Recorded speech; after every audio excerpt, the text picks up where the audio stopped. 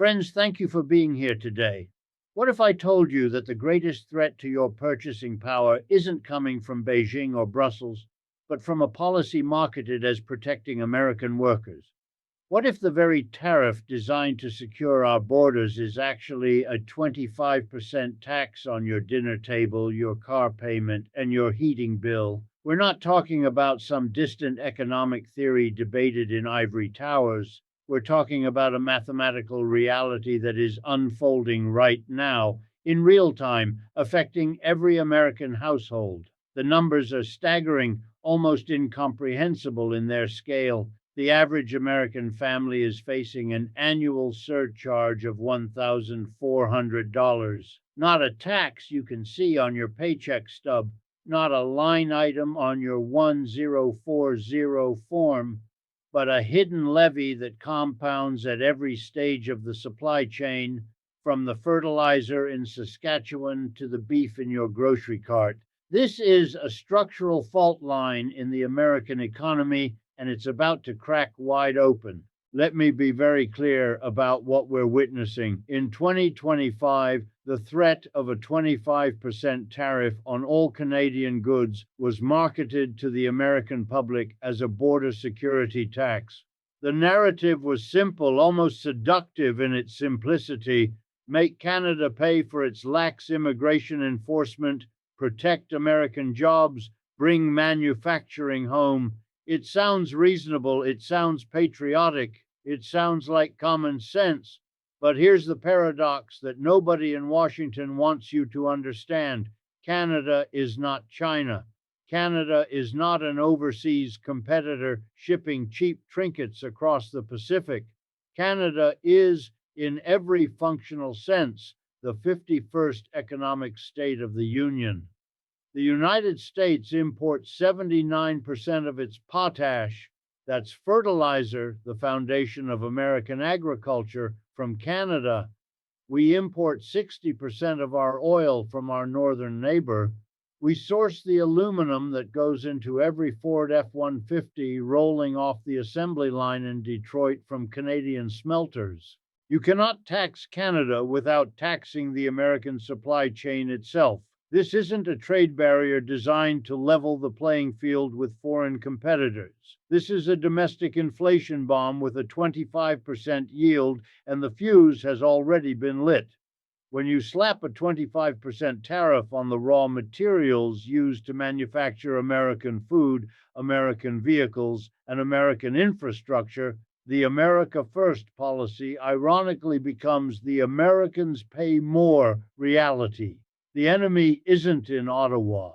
The enemy is staring back at you from the price tag at Walmart.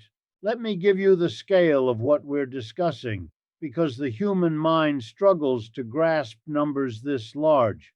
The Tax Foundation, hardly a radical outfit, estimates that these tariffs, when combined with other protectionist measures, could cost the average U.S. household between $1,100 and $1,400 annually.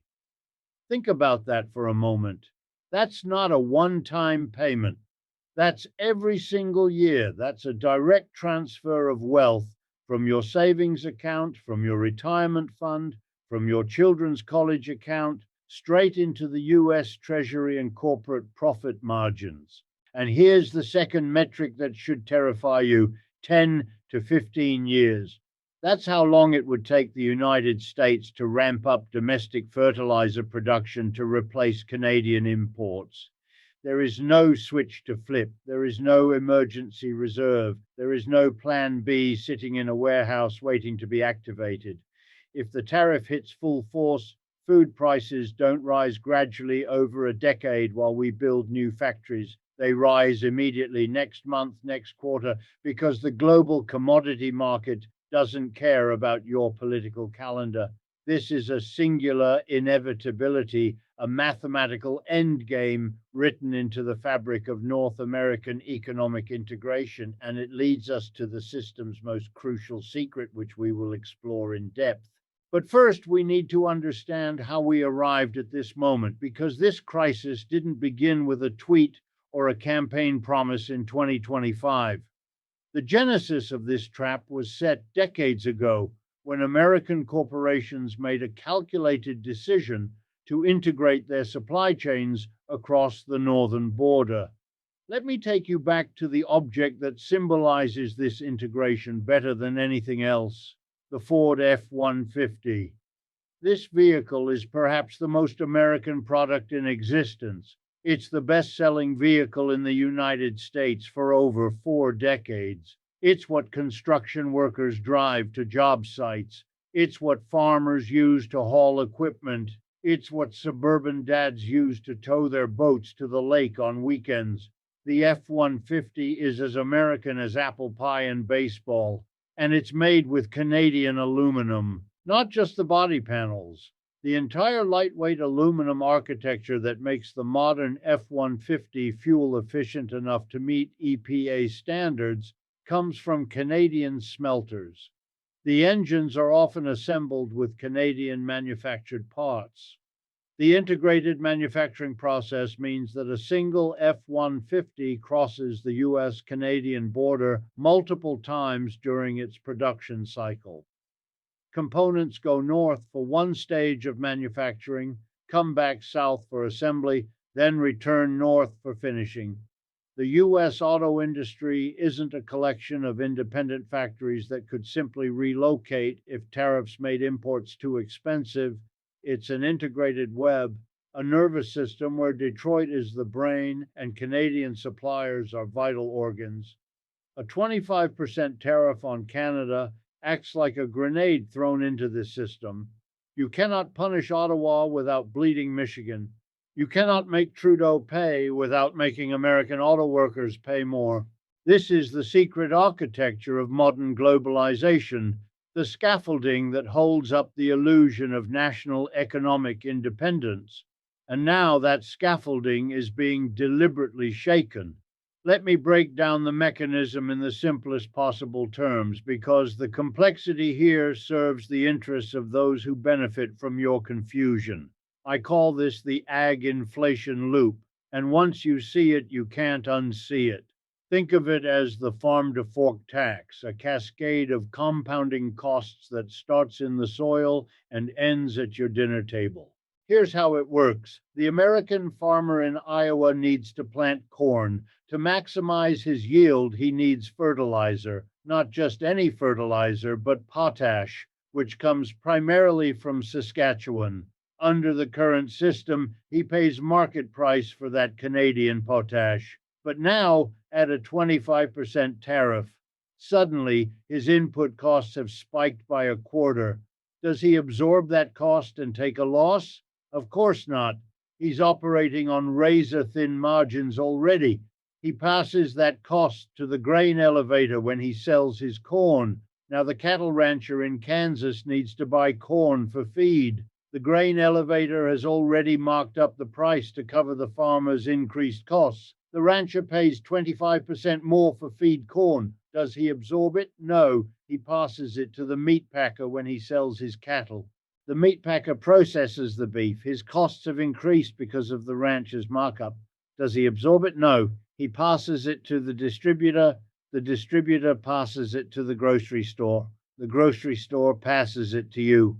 By the time that 25% tariff on potash reaches your shopping cart, it's no longer 25%.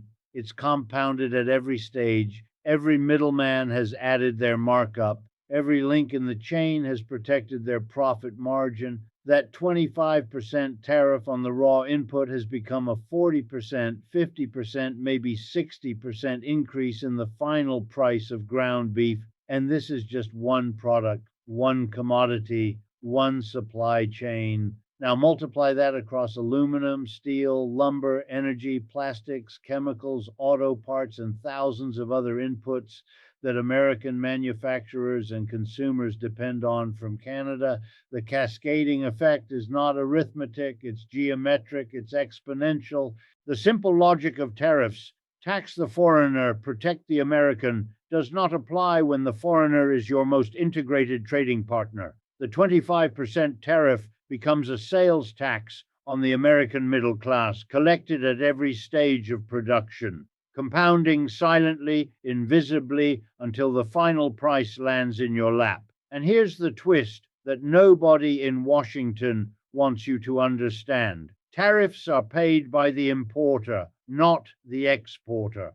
This isn't debatable. It's not a matter of economic philosophy. It's codified in trade law. When Ford imports Canadian aluminum for the F-150, Ford pays the tariff to the US government, not the Canadian Aluminum Company. Ford, an American corporation. What does Ford do with that increased cost? They pass it to the dealership. The dealership passes it to you. The trade war is actually a price increase on American consumers, wrapped in the flag, marketed as patriotism. This leads us to the system's most crucial secret, the reality that politicians pray you never grasp.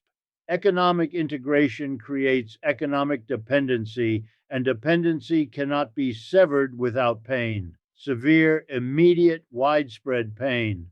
The United States economy is addicted to Canadian resources, not in the metaphorical sense, in the biochemical sense. Our manufacturing base, our agricultural system, our energy infrastructure, they are all dependent on a steady, tariff-free flow of inputs from the North.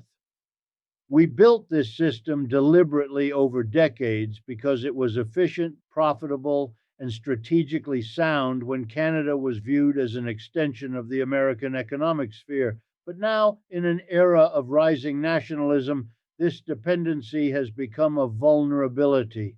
And the proposed solution, tariffs, is like trying to cure a heroin addiction by going cold turkey while standing in the middle of a highway. Yes, you'll kick the habit, but you might not survive the withdrawal. Friends, we're about to enter the most critical phase of this analysis. We've established the foundation, the integrated supply chains, the compounding inflation mechanism, the mathematical inevitability of price increases. Now we need to examine what happened when this theory collided with reality. Because the tariffs didn't stay theoretical. They were implemented briefly, chaotically, then partially walked back. But the damage was done, and more importantly, the uncertainty, the mere threat of future tariffs, is doing damage right now, in real time, as businesses and consumers adjust their behavior in anticipation of what might come next. The trigger event was March 4th, 2025. The trigger event was March 4th, 2025. That was the date when the tariffs officially took effect, before the scramble for exemptions and the political theater of pauses began. And in that brief window of implementation, we saw the mechanism in action. We watched the theory become reality.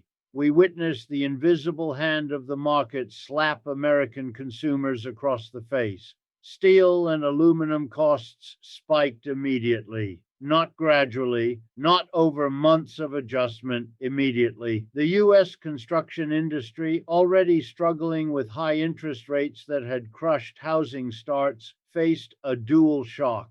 Expensive borrowing costs and now a 50% tariff on specific metal imports. Projects that were on the drawing board were delayed.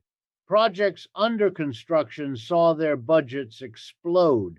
The infrastructure boom that had been promised, that had been sold as the future of American renewal, hit what I call the tariff wall. Contractors couldn't absorb the costs. Developers couldn't absorb the costs. So they did what every rational economic actor does. They passed the costs forward. Infrastructure projects that were supposed to cost $10 million now cost $12 million, $13 million. State and local governments, already stretched thin, suddenly found their budgets inadequate. The federal money allocated for bridges and roads now buys less bridge, less road. This is how a tariff designed to protect American industry actually undermines American infrastructure.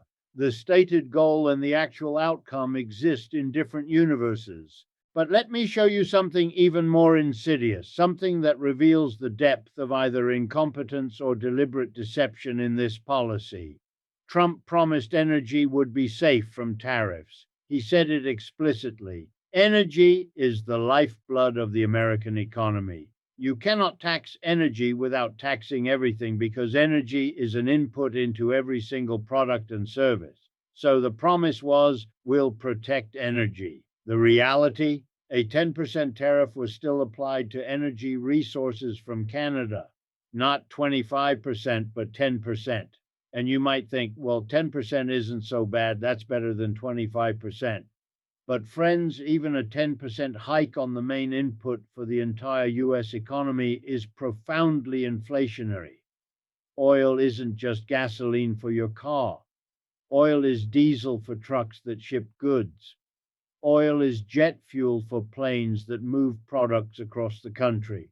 Oil is a feedstock for plastics, chemicals, pharmaceuticals, fertilizers.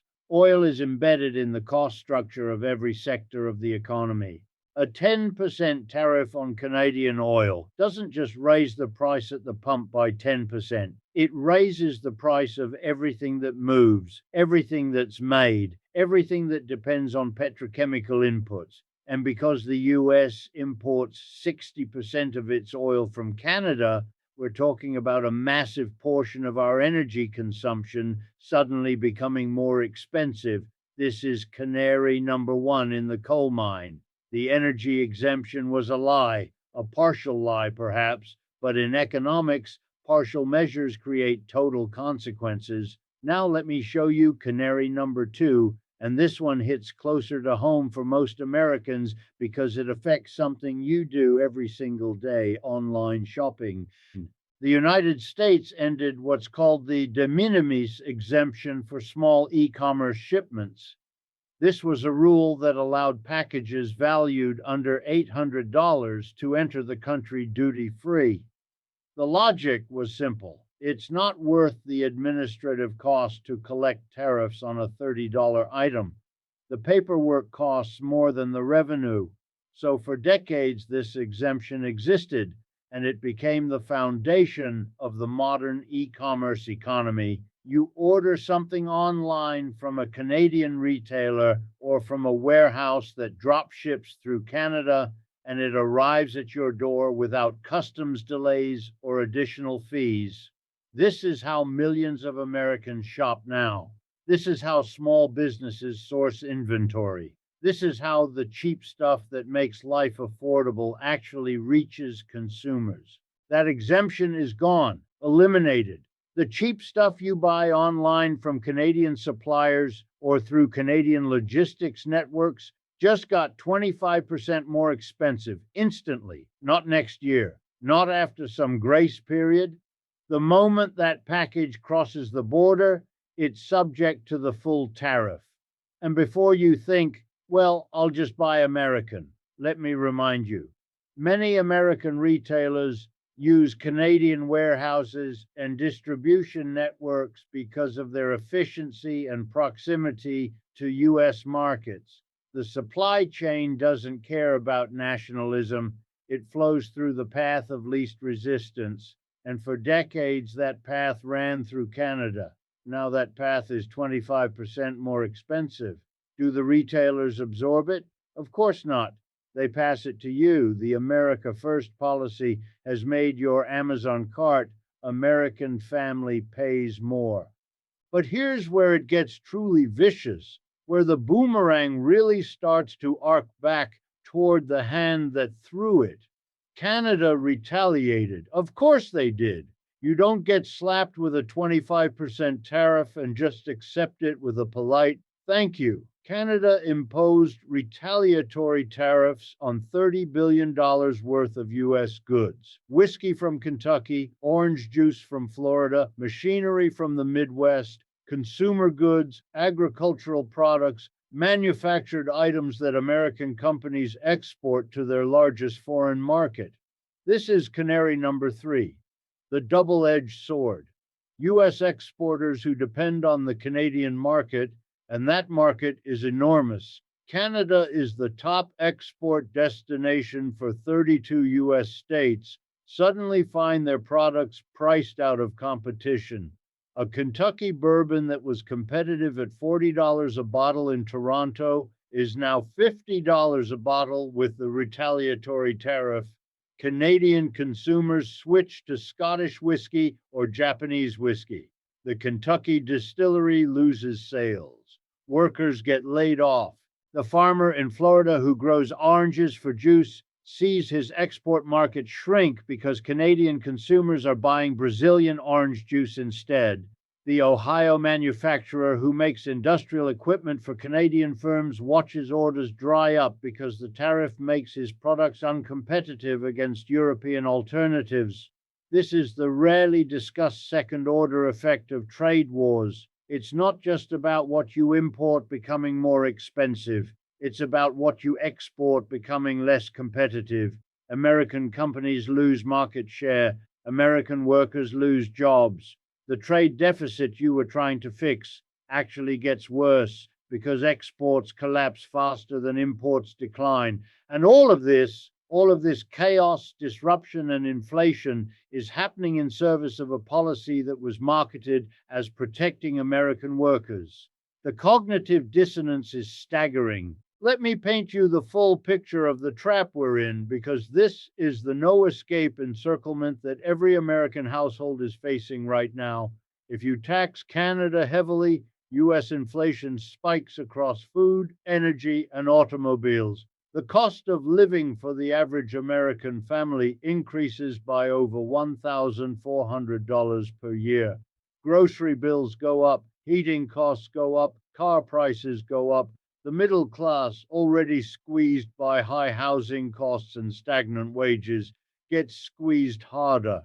But if you don't tax Canada, if you back down from the tariff threat, you look weak on border security, which was the political justification for the tariff in the first place. You've promised your base that you'll be tough on immigration, tough on borders, tough on countries that don't enforce American priorities. If you fold on the tariffs, you lose credibility with the voters who put you in power, so you're trapped. Economically, the tariff is suicide. Politically, backing down from the tariff is surrender. You can't win. The only question is which constituency you choose to hurt, consumers and businesses or your political base. And here's the fundamental reality that makes this trap inescapable. The US economy is addicted to Canadian resources. This isn't hyperbole. This isn't partisan rhetoric. This is material fact, verifiable by looking at trade data, supply chain logistics, and energy flows. The United States does not have domestic capacity to replace Canadian potash in the time frame that matters. We do not have domestic aluminum smelting capacity to replace Canadian aluminum production. We do not have domestic oil refining capacity optimized for the heavy crude that comes from Canadian oil sands. These are not problems that can be solved with subsidies or tax breaks or presidential directives. These are decade-long infrastructure projects that require hundreds of billions of dollars in capital investment. Trying to break this addiction cold turkey with tariffs is economic suicide. It's like cutting off your own arm because you don't like the tattoo. Yes, you've removed the tattoo, but you've also removed the arm, and you need that arm to work, to provide for your family, to function in daily life. The tariff doesn't hurt Canada more than it hurts the United States. The pain is asymmetric, but not in the direction the politicians promised. Canada loses a customer, which is painful, but Canada can find other customers. China will buy Canadian resources. Europe will buy Canadian products. The global market is large and hungry, but the United States loses its most efficient, most proximate, most integrated supplier, and there's no replacement standing by ready to fill that gap. Mexico can't do it. They're facing their own tariff threats. China can do it, but that defeats the entire purpose of the America First strategy. Europe can do it, but the shipping costs and logistics make it far more expensive than buying from Canada. So, what actually happens? American companies pay the tariff. American consumers pay higher prices. American workers lose jobs as exports collapse, and the promised renaissance of American manufacturing never materializes because the input costs are now too high to compete globally. This is the convergence I mentioned earlier. This is where three distinct forces hit simultaneously and create a crisis that none of them could create alone. Force number one: commodity dependence. The United States needs Canadian resources, not wants, needs. Our agricultural system needs potash. Our auto industry needs aluminum. Our economy needs oil. This isn't a lifestyle choice. This is a structural requirement of our economic model. Force number two: integrated manufacturing.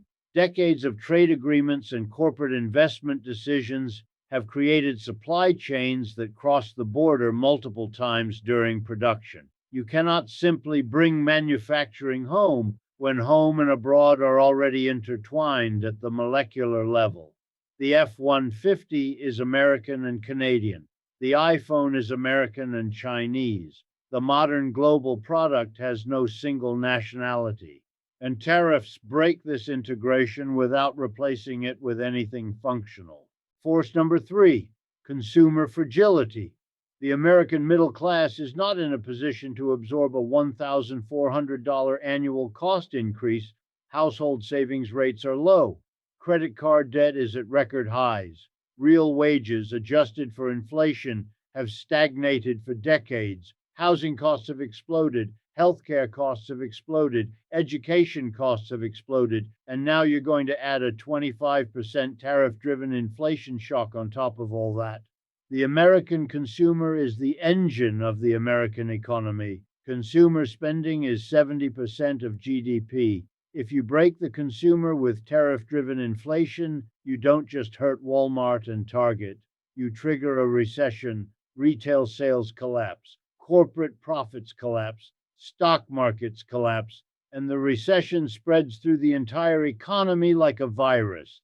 These three forces, dependence, integration, and fragility, are converging right now, not in some distant future scenario, right now, in real time. And the policy response is making it worse, not better. Friends, I need you to understand something about human psychology, because the greatest threat you face isn't the tariff itself. It's your own mind's refusal to accept that this is really happening. There's a concept in behavioral psychology called normalcy bias. It's the tendency of the human brain to believe that tomorrow will look like yesterday, that the patterns of the past will continue into the future, that disruptions are temporary, and the system will self-correct back to the comfortable normal we've always known. Normalcy bias is what kept people in their homes as Hurricane Katrina approached, believing it wouldn't be that bad. It's what kept investors buying stocks in 1929, believing the boom would never end. It's what keeps you shopping at the grocery store, assuming prices will stabilize, believing this inflation is transitory, trusting that someone somewhere has a plan to fix this. But friends, what if there is no plan? What if the people making these decisions don't understand the system they're disrupting? What if the tariffs aren't a negotiating tactic but an ideological commitment? What if we're not heading back to normal but forward into a new reality where everything costs more and wages buy less? This is where we need to talk about the money illusion. This is where we need to talk about the money illusion, and this concept is perhaps the most dangerous trap facing Americans today. The money illusion is the psychological phenomenon where people focus on the nominal value of money rather than its purchasing power. You look at your bank account and see $50,000 and you feel secure. You get a 3% raise and you feel like you're making progress. Your home appreciates by 10% and you feel wealthy. But if inflation is running at 8%, that 3% raise is actually a 5% pay cut in real terms. If the cost of food, energy, and housing is rising faster than your income, You're getting poorer even as your nominal wealth increases. You become a millionaire on paper, but poorer at the grocery store. This is the cruelest deception of the tariff inflation era we're entering. Your paycheck might stay the same. Your savings account balance doesn't change, but the purchasing power of every dollar you own is being silently eroded by compounding input costs that started with a 25% tariff on Canadian fertilizer and cascaded through the entire supply chain. The government will tell you inflation is 3% or 4% using carefully selected basket of goods. But your lived experience, what you actually pay for food, rent, insurance, and energy, tells a different story. The gap between official inflation and real inflation, between nominal wealth and actual purchasing power, is where the middle class is being quietly destroyed. And here's the psychological trick that keeps people trapped. Because the erosion is gradual, because it happens over months and years rather than in a single catastrophic event, normalcy bias allows you to rationalize each price increase. Well, beef is a little more expensive this month, but maybe it's seasonal. Okay, my rent went up 8%, but that's just the market. Sure, my car insurance doubled, but that happened to everyone. Each individual price increase seems explainable, almost reasonable. But the cumulative effect, the totality of these increases across every category of spending, is the systematic impoverishment of the American middle class. And it's happening under the banner of policies that claim to be protecting you. This is what I call the boomerang tariff. When you throw a tariff at a neighbor who houses your supply chain, who provides the raw materials for your manufacturing base, who supplies the energy that powers your economy, that tariff doesn't travel in a straight line away from you. It arcs through the air and comes back to hit you in the wallet, in your savings, in your standard of living. The enemy isn't Justin Trudeau. The enemy isn't the Canadian government. The enemy is the policy itself, and your failure to see it for what it really is. A massive wealth transfer from American consumers to the U.S. Treasury and to corporations who use the tariff as cover to raise prices beyond the actual cost increase. Let me be very explicit about this last point because it reveals the final layer of the scam. When a tariff is imposed, companies don't just pass through the exact cost increase. They use the tariff as an excuse to raise prices higher than the tariff itself justifies. If the tariff adds 10% to their costs, they raise prices by 15% or 20% and blame the tariff. The consumer can't verify the actual cost increase, so they accept the higher price as an unfortunate but unavoidable consequence of the trade war. This is how corporations turn tariffs into windfall profits. This is how your pain becomes their gain. And this is why the inflation you experience is always worse than the official numbers suggest. The tariff creates a smokescreen for price gouging, and there's no mechanism to hold companies accountable because everyone just assumes the tariff is to blame. So, where does this leave you? What are your options when you're trapped in a system that's systematically eroding your purchasing power while telling you it's protecting you? Let me present you with the binary choice that every American household needs to confront right now. Do you own assets or do you own claims on assets? This might sound like semantic wordplay, but it's the most important financial question you'll face in the next decade. An asset is something tangible, something real, something that exists in physical form and has intrinsic utility or value. A claim on an asset is a piece of paper, a digital entry in a database, a promise that someone will give you the asset if you ask for it. Gold is an asset. A gold ETF is a claim on gold. Land is an asset. A writ is a claim on land. A physical barrel of oil is an asset. An oil futures contract is a claim on oil. And in a stable, functioning, trustworthy financial system, the distinction doesn't matter much. The claim is as good as the asset because the system guarantees convertibility and enforces contracts.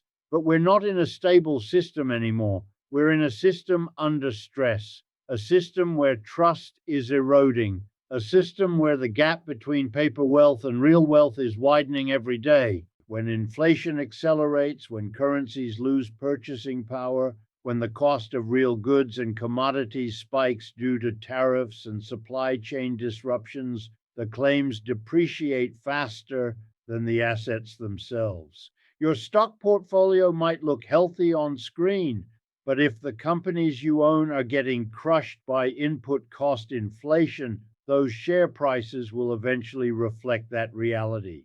Your bond portfolio might pay 5% interest, but if inflation is running at 8%, you're losing 3% per year in real terms. This is why throughout history, during every period of monetary instability, currency debasement, or systemic crisis, wealth has fled from paper into hard assets: gold, silver, land, commodities, things that cannot be printed, inflated away, or defaulted on. I'm not telling you this as investment advice. I'm not a financial advisor, and I'm not qualified to tell you what to do with your money. What I am telling you is that you need to understand the nature of what you own. You need to ask yourself, in a world where tariffs are driving up the cost of physical goods, where supply chains are fragmenting, where the purchasing power of the dollar is eroding, do I own things that will hold value, or do I own promises that depend on a stable system continuing to function? Gold and silver are not investments in the traditional sense. They don't generate income, they don't pay dividends, they don't grow earnings. What they do is preserve purchasing power across time, across regimes, across monetary systems. When the Roman Empire debased its currency, gold held value. When Weimar Germany printed money into hyperinflation, gold held value. When the dollar was severed from gold in 1971 and inflation exploded in the 1970s, gold went from $35 an ounce to $850 an ounce. Gold is not a bet that you'll get rich. Gold is a bet that the system will continue to generate inflation, that the promises made by governments and central banks will not be kept, that the gap between nominal wealth and real wealth will continue to widen. And right now, with tariffs compounding inflation, with debt spiraling out of control, with the very policies designed to strengthen America actually weakening the purchasing power of American wages and savings, that bet looks increasingly rational. But let me be clear, this isn't about gold specifically. This is about hard assets broadly, land that produces food or resources, commodities that have industrial uses, energy infrastructure, water rights, things that have tangible value in the real economy, not just the paper economy. The binary choice is this: do you stay in the paper system, trusting that stocks and bonds and retirement accounts will preserve your wealth, betting that the authorities will somehow stabilize this mess before it spirals into a crisis? Or do you begin shifting at least a portion of your wealth into assets that don't depend on the system's stability, that hold value regardless of whether the tariffs are raised or lowered, regardless of whether inflation is acknowledged or hidden? This is not about being a pessimist or a doomer. This is about being a realist. This is about looking at the actual policies being implemented: 25% tariffs on integrated supply chains, retaliatory tariffs from trading partners, the elimination of duty-free import rules, the compounding inflation in food and energy, and asking yourself, does this look like a system that's going to stabilize or a system that's going to get worse before it gets better? And if your honest answer is that it's going to get worse, then the rational response is to prepare, not to panic, not to liquidate everything and buy gold bars to bury in your backyard, but to thoughtfully, deliberately diversify out of pure paper claims and into assets that will hold value when the paper system is under stress. The liquidity tide is going out, friends. And as Warren Buffett famously said, when the tide goes out, you find out who's been swimming naked. The companies that are over-leveraged, dependent on cheap inputs, and unable to pass costs to consumers, they're going to be exposed. The investment strategies that depend on endless liquidity, perpetual growth, and stable supply chains, they're going to be exposed. The households that are living paycheck to paycheck with no margin for error, they're going to be exposed. The question is, are you prepared for what gets revealed when the tide is fully out? Let me bring this full circle because we need to understand that what we're witnessing isn't just an isolated policy mistake. This is part of a larger pattern, a global shift from the era of globalization and integration to an era of fragmentation and nationalism. The tariffs on Canada are just one symptom of this shift. The trade tensions with China, the reshoring mandates, the sanctions and counter-sanctions, the weaponization of energy and commodities, these are all manifestations of the same underlying trend. The world is breaking apart into competing blocks. Supply chains that were optimized for efficiency are being reconfigured for security. Trade relationships that were built on mutual benefit are being subordinated to geopolitical rivalry. And in this new era, the old assumptions about how the global economy works are being shattered. For 40 years, we lived in a world where goods got cheaper every year because of globalization, where you could buy a flat-screen TV for less than a month's rent, where your smartphone had more computing power than NASA had to land on the moon, and it cost $800, where food was abundant and cheap because we had optimized global agriculture for maximum efficiency. That era is ending, not because of some natural evolution, but because political leaders in Washington, Beijing, Brussels, and other capitals have decided that economic efficiency must be sacrificed for national security, that interdependence is a vulnerability rather than a strength, that the risks of globalization outweigh the benefits. You can debate whether this shift is wise or foolish, necessary or reckless, but you cannot debate that it's happening. And you cannot debate that the consequence is inflation, persistent, structural, unavoidable inflation as we move from globally optimized supply chains to nationally resilient but less efficient systems. The tariffs on Canada are a microcosm of this larger pattern. They represent the choice to prioritize political messaging over economic reality, to sacrifice consumer welfare for geopolitical posturing, to pretend that you can unwind decades of integration with the stroke of a pen and no one will pay the price, but someone always pays the price. And in this case, it's you. It's the American middle class. It's the family that sees their grocery bill increase by $200 a month. It's the small business that sees their input costs spike and their margins evaporate. It's the retiree whose fixed income buys less and less each year as the cost of living climbs. This is the mathematical endgame of the tariff inflation spiral. You cannot tax your way to prosperity when you're taxing your own supply chain. You cannot protect American workers by making American goods more expensive. You cannot strengthen the American economy by breaking its most important trading relationship. And yet this is the path we're on, not because anyone in power secretly wants to hurt American families, but because the political incentives, the ideological commitments, and the institutional inertia all point in the same direction toward more tariffs, more fragmentation, more inflation. The window for preparation is closing, not because some catastrophic event is about to happen tomorrow or next week, but because the gradual erosion of purchasing power, the slow motion impoverishment of the middle class, is already underway. The longer you wait to acknowledge this reality, the less you'll be able to preserve when you finally do. History favors the prepared. It favors those who see the structural fault lines before they crack. It favors those who understand that the system is changing and adapt their strategy accordingly. It does not favor those who cling to normalcy bias, who trust that the authorities will fix this, who believe that tomorrow will look like yesterday. The choice is yours, friends.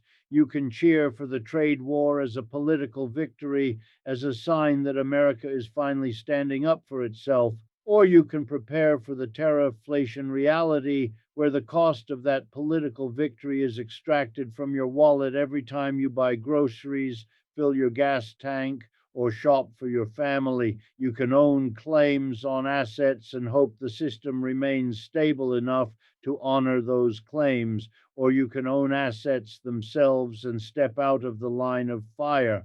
You can trust that the gap between official inflation and your lived experience will close, or you can acknowledge that the gap is widening and position yourself accordingly.